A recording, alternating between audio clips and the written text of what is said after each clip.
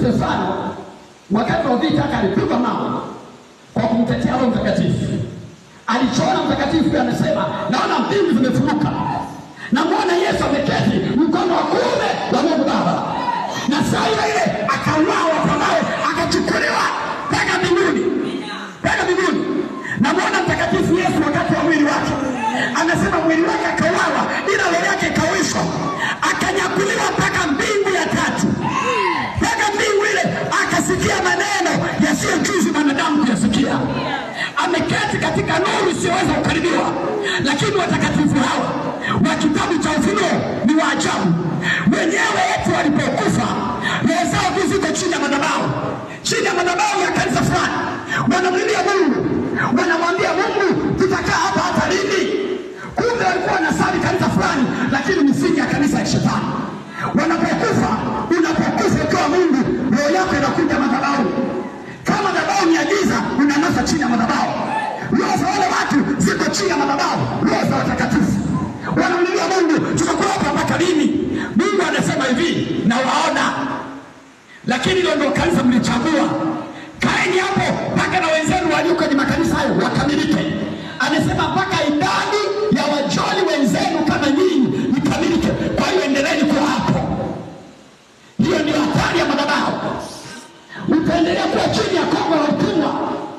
Wengine wanamjua Mungu, wanabarikiwa. Wewe unasema Mungu, mbona niko kanisa hili? Huu ni mwaka wa 20, huu ni mwaka wa 10, huu ni mwaka wa 8. Mbona sioni kitu? Mbona sioni upendo? Mbona sioni baraka? Mungu anasema endelea kuwa chini ya madhabahu. Kuna maskini wengine kama wewe wanasubiri mahali ambapo hakuna tumaini. Haleluya. Haleluya. Ni wakati wako kuchagua. Ni wakati wako kuamua. Je, ufe ubaki chini ya madhabahu? Soma Ufunuo. Muda hautoshi, ndio maana enda haraka namna hii. Soma Ufunuo, atakuonyesha. Atakwambia, utaona maandiko zinalia ziko chini ya madhabahu. Kwa nini ziko chini ya madhabahu?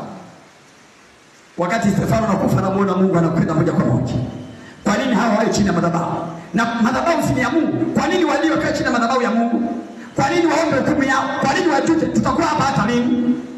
Kwa nini waseme tutasubiri chini ya madhabahu hata lini? Kwa hiyo ndio maana nikakwambia chini ya madhabahu kuna makao. Chini ya madhabahu kuna milango. Chini ya madhabahu kuna uwezo. Chini ya madhabahu kuna malaika. Ila inategemea ni malaika wa aina gani. Ndio maana ukija madhabahu ni sio tu umekuja mahali penye uwezo, umekuja mahali penye nguvu, umekuja mahali penye msaada, kama msaada uko. Haleluya. Haleluya. Na ndio maana ukija mahali hapa, Biblia inasema walipomkaribia Bwana, Bwana aliwakaribia. Unapokuja madhabahuni, Bwana pia anakuwa hapa. Unapokuja madhabahuni, unamkaribia Bwana na Bwana anakukaribia wewe. Kama unanielewa sema amina. Sema tena amina. Ndio maana ukija kanisa wagonjwa, wewe tu ndio unarudi nayo. Lakini ukisema nayaacha hapa, ukisema nayaacha hapa, nataka nikwambie, ukisema nayaacha hapa, kuna mlango unayabeba, kuna malaika anayachukua yanashusha mahali panapotakiwa. Wewe unarudi nyumbani ukiwa huru. Ulikuja na maumivu, ulikuja na mateso, usirudi nayo. Yule mwanamke alikwenda kwa Yesu, mgongo umepindana, hakurudi nyumbani na mgongo uliopinda, arudi nyumbani na mgongo ulionyooka. Kila aliyemwendea Yesu alirudi akiwa na matumaini. Yule mwanamke aliyekuwa ametokwa damu kwa miaka 12, alipomwona Yesu akasema, leo ni siku yangu. Nimemwona mwanaume ambaye anaweza kunisaidia. Nimemwona mwanaume ambaye hatishi na uchawi, hatishi na uganga, hatishi na mapepo, yuko kunisaidia. Akasema nitakwenda niguse pindo la vazi yake nami nitapona. Na mimi nasema kama leo utaanza maisha ya kugusa vazi la Yesu, ya kugusa wokovu vizuri, kushika vizuri, nasema kuna muujiza utapokea kwenye afya yako, kwenye mwili wako, kwenye roho yako, kwenye familia, kwenye uzao. Liko jambo Mungu atatenda kwa jina la Yesu. Kama nampenda Bwana Yesu, nishikie amina ngine kubwa.